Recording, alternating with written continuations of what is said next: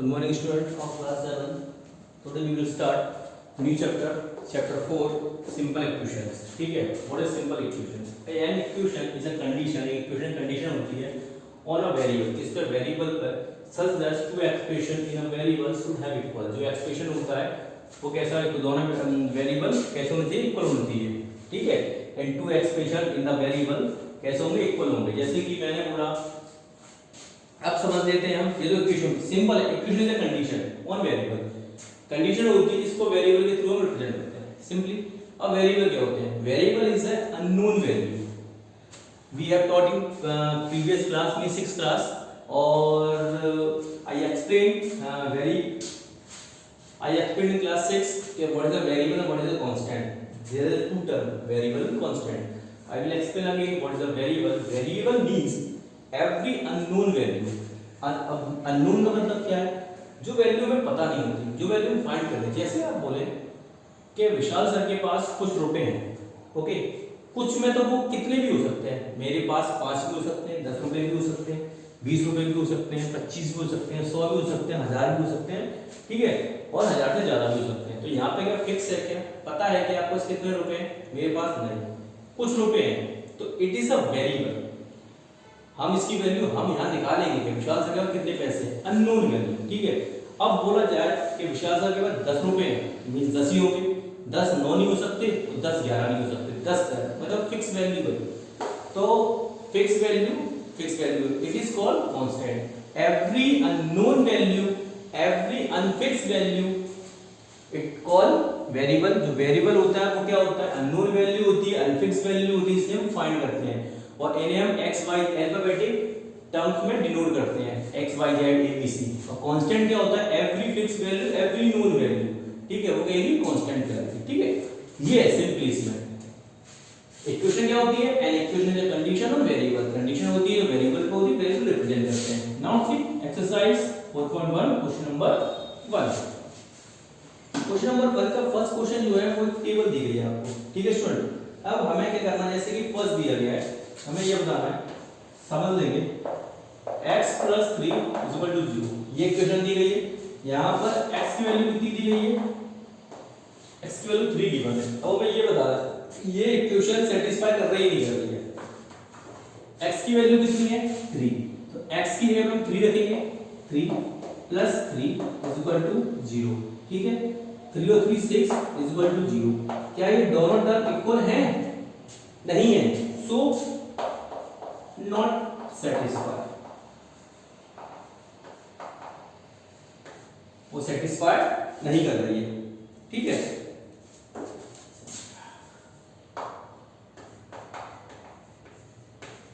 Okay, satisfied नहीं कर रही है.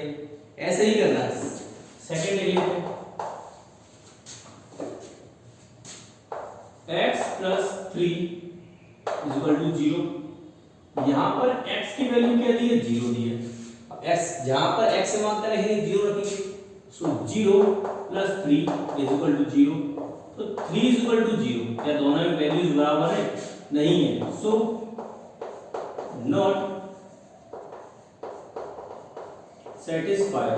ठीक है? थर्ड देख लेते हैं इसका. x + 3 = 0. There is x = -3. Equation क्या है? x + 3 = 0 और x की वैल्यू कितनी दी है? -3. तो यहाँ पर x से हम -3 पुट करेंगे, लिखेंगे x की वैल्यू -3 + 3 = 0. तो -3 में से +3 0 = 0. देखिए दोनों साइड कैसी हैं? बराबर. तो यस इट इज सेटिस्फाइड. तो क्वेश्चन नंबर 1 की टेबल में हमको यही करना है. Okay student, let's see question number 2.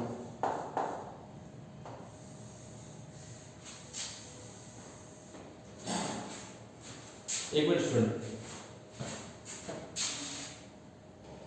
Let's see question number 2 student. Check the whether the value of given bracket solution given equation or not. Question number 1 की तरह से फर्स्ट देख लीजिए. 5 सॉरी n + 5 = 19.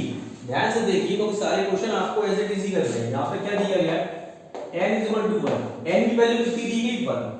n की जगह क्या रखेंगे? 1 प्लस लिख सकते हैं put the value of n in equation.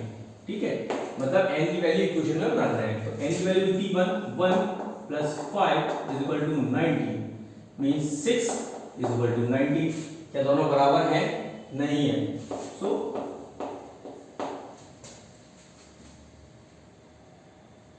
Not. ठीक है, तो ये इक्वेशन को क्या कर रहा है, check the value the given bracket, जो ब्रैकेट में जो नंबर वैल्यू दी गई है वो इक्वेशन को फॉलो कर रहा है, नहीं कर रहा है। ठीक है, सेकंड देख लेते हैं 7n plus 5 is equal to 90। यहां पर n इज इक्वल टू -2 है, n की वैल्यू कितनी है -2। Put the value of n in equation, n की वैल्यू किसमें रखेंगे? इक्वेशन में रखेंगे। तो देखिए 7 इंटू n है -2 plus 5 is equal to 90। 7 to -40 plus 5 is equal to 90, that is -9 is equal to 90। क्या ये इक्वल है? So it is also not. Okay, let's see, ऐसे ही इसके सारे क्वेश्चन करने हैं। ठीक है, थर्ड देख लेते हैं और समझ में आ जाएगा आपको। 7n plus 5 is equal to 19, that is n is equal to 2। यहां पर n की वैल्यू कितनी है? 2। Same put the value of n in equation. तो देखिए 7 इंटू 2 प्लस कोई n की वैल्यू 2 थी, n की वैल्यू 2 रखा plus 5 is equal to 90। 14 plus 5 is equal to 90, 19 is equal to 90। So yes, जो ब्रैकेट में वैल्यू है वो इक्वेशन के लिए बिल्कुल एग्जैक्ट है। ओके, तो क्वेश्चन नंबर 2 के बाकी क्वेश्चन आप लोग ऐसे ही करेंगे। Now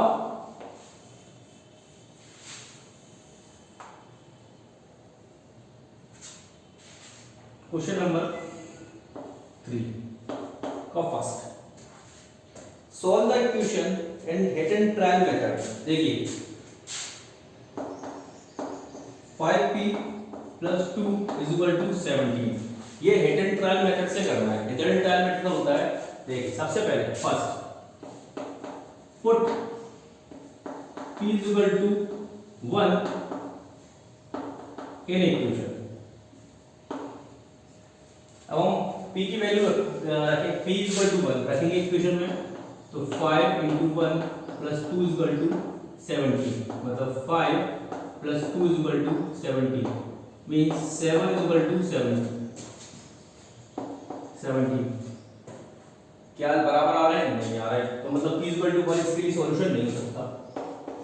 put p is equal to 2 in equation, हम p इज इक्वल टू 2 रखेंगे, 5 into 2 plus 2 is equal to 17 means 10 plus 2 is equal to 17, 12 is equal to 17। क्या बराबर है? नहीं है। अगेन जब तक बराबर नहीं है तब तक वैल्यू होते चले जाएंगे, ये होता है हिट एंड ट्रायल मेथड। ठीक है, put p is equal to 3 in equation, 5 into 3 plus 2 is equal to 17, 5 3 जा 15 plus 2 is equal to 17, 17 is equal to 70, equal आ गया। तो p is equal to 3 is the right value for this equation। Okay student, let's see question number 4।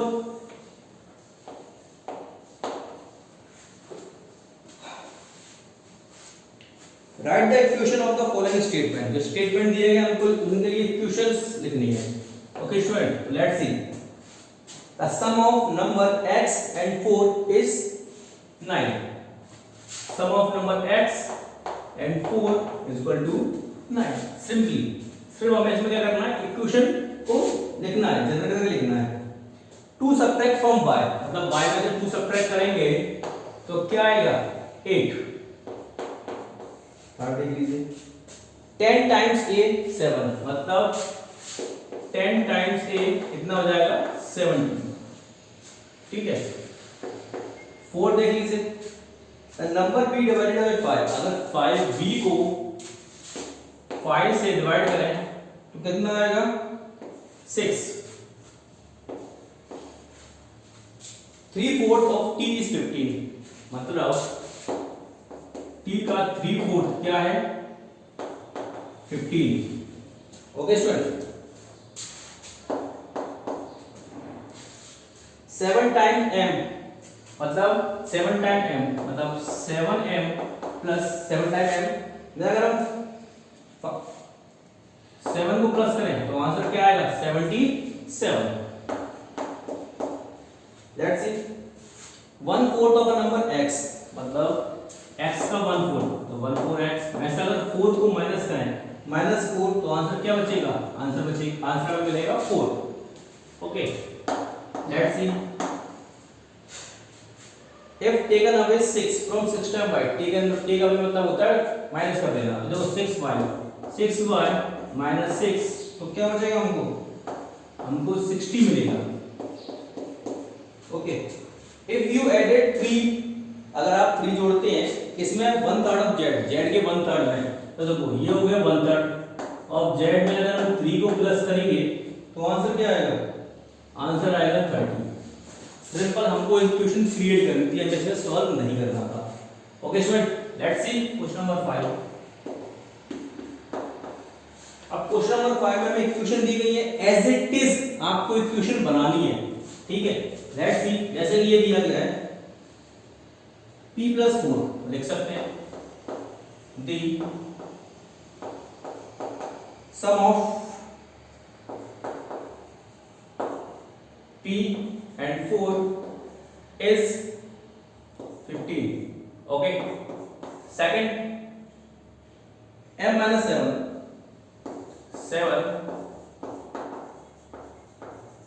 subtracted from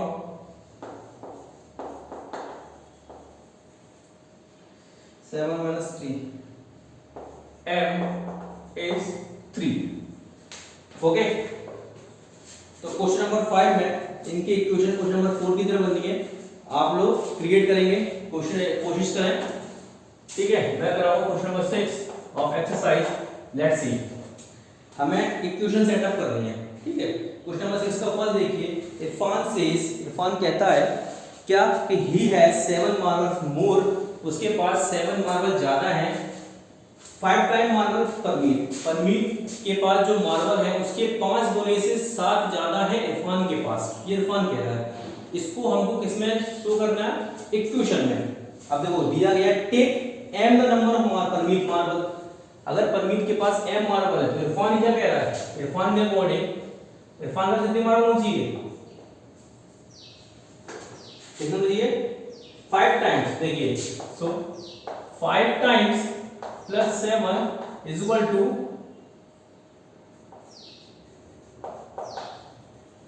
Irfan marble. ये तो कह रहा है वो इरफान के पास कितने मार्बल है, परमीत से 5 गुना से 7 ज्यादा, तो इक्वेशन क्या बनेगी 5m + 7। इरफान के पास कितने मार्बल हैं 37। ये इक्वेशन बनानी है हमें, सिर्फ इस तरीके से इक्वेशन बनानी है। Let's see question number 2, लक्ष्मी's father is 49 year older. Lakshmi के फादर कितने साल के, 49 साल के। He is 4 year older than 3 time Lakshmi. वो लक्ष्मी से इससे कंपेयर करें तो लक्ष्मी की एज के 3 गुने में 4 ज्यादा, 3 गुने से 4 ज्यादा है। उनकी एज कितनी है, लक्ष्मी की एज के 3 गुने से 4 ज्यादा है। अगर लक्ष्मी की एज कितनी है, लक्ष्मी की एज y है तो उनकी एज कितनी हो जाएगी, देखिए लक्ष्मी की एज कितनी है y, मतलब 3y + 4 is equal to 49। Lakshmi की एज के 3 गुने में 4 ज्यादा इज इक्वल टू इस फादर की एज। ओके, थर्ड देखिए, the teacher tell a class, teacher ने क्लास में बोला the highest marks obtain by a student in her class. उनकी क्लास में जिस बच्चे के सबसे हाईएस्ट मार्क्स आए हैं वो लोएस्ट मार्क्स जिस भी बच्चे के उसके दुगने से 7 ज्यादा है। अगर हाईएस्ट मार्क्स को L ले लेते हैं तो देखिए, और हाईएस्ट मार्क्स कितने आए हैं 87। तो देखिए लोएस्ट मार्क्स को हम L ले लेते हैं, तो L के दुगने में क्या है +7, मतलब हाईएस्ट मार्क्स के बराबर है, लोएस्ट मार्क के दुगने के साथ ज्यादा से बराबर है, मतलब जो हाईएस्ट मार्क्स बच्चे ने आए हैं उसके लोएस्ट मार्क के दुगने में अगर 7 प्लस कर दें तब हाईएस्ट के बराबर पहुंच पाएगा वो। ये वही हमारी इक्वेशन। फोर्थ वन देखते हैं। इन आइसोसेलेस ट्रायंगल क्या होता है, जिसका टू साइड्स के उसमें इक्वल होती है। The vertex angle is twice either the base, जो वर्टेक्स एंगल है वो कितनी है, ट्वाइस है। Let the base is B, अगर बेस बी होगा और द सम ऑफ एंगल कितना होगा 180 डिग्री, तो क्या हो जाएगा, तो बेस बी है twice B is equal to 180 degree. Simply हमें सिर्फ इक्वेशन पुट करनी है, ठीक है। ये इक्वेशन हमने पुट कर दी। Exercise has been finished, tomorrow we will do exercise 7.2, so then keep practice and after practicing click pick and send to me। Exercise 2 में हम सॉल्व करना सीखेंगे। अगर आपको किसी को कोई परेशानी आती है तो आप मुझसे पूछ सकते हैं। Till then have a great day, have a nice day.